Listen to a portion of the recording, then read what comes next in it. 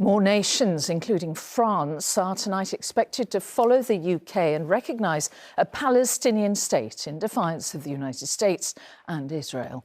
A special meeting will begin this evening at the United Nations in New York. Yesterday, the UK, Australia, Canada and Portugal all recognised a Palestinian state. Other EU countries have pledged to follow suit.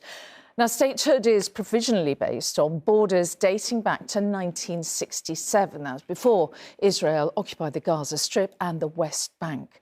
The two-state solution means creating an independent Palestine, so Israelis and Palestinians have their own territories. The UK says it will only agree if Hamas has no future role in government or security. From New York, here's our correspondent Robert Moore with the latest.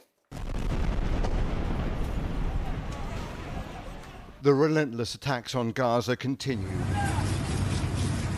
just as diplomats gather for what seems like mission impossible: the creation of an independent and sovereign Palestine on fiercely contested lands.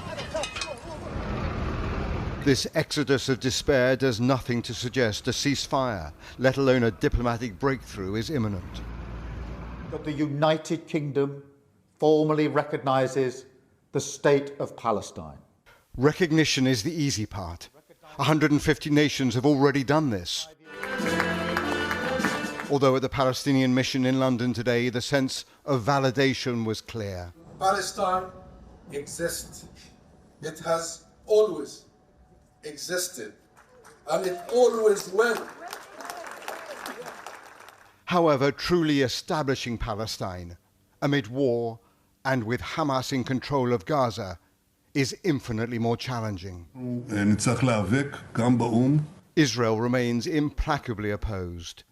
Netanyahu has warned that even recognition of a Palestinian state is a reward for terror, and he vowed there would never be such a nation west of the River Jordan.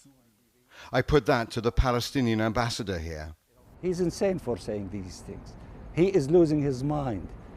He is acting like all those dictators and criminals that at the tail end of their insanity, they doubled down and they started attacking everyone, including their friends and their enablers. Quick question, if I may. Western leaders are more diplomatic, but still insistent. What is your response to Netanyahu? The cycle of violence must end. Hamas can play no role in a future Palestinian state. But Australia is also very clear that we want to see an end to the loss of innocent life. But Israel is defiant, secure in its knowledge that President Trump will not join the wave of nations recognising Palestine, even as he told reporters he wants a deal. I hope so. I'd like to see a diplomatic solution. There's a lot of anger and a lot of hatred, you know that. And there has been for a lot of years. This is not something new, but hopefully we'll get something new. As he was flying back to Washington, 6,000 miles away in Gaza, Palestinians were struggling to deal with the aftermath of yet another strike by Israel. Weary firefighters doing what they can amid a sea of destruction. Robert Moore is at the UN in New York for us this evening. So, Robert, it's a really important meeting, isn't it, about to begin. What prospect is there of a breakthrough?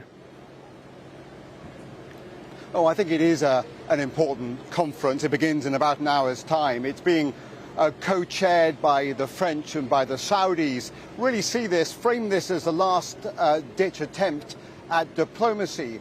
The problem, of course, is that two countries that are boycotting it are the two countries that matter most, namely Israel and the United States. And on the ground, you know, if anything, the situation is getting worse, not better. We've got an intensification of the attacks on Gaza. We've got an expansion of settlements on the West Bank as well. And then lurking in the background is this great fear of diplomats here at the UN that there might be a further Israeli sort of counter-reaction to those declarations and recognition of a Palestinian state, namely annexation of the West Bank. And that surely would be the death knell for diplomacy and for the very idea of a two-state solution.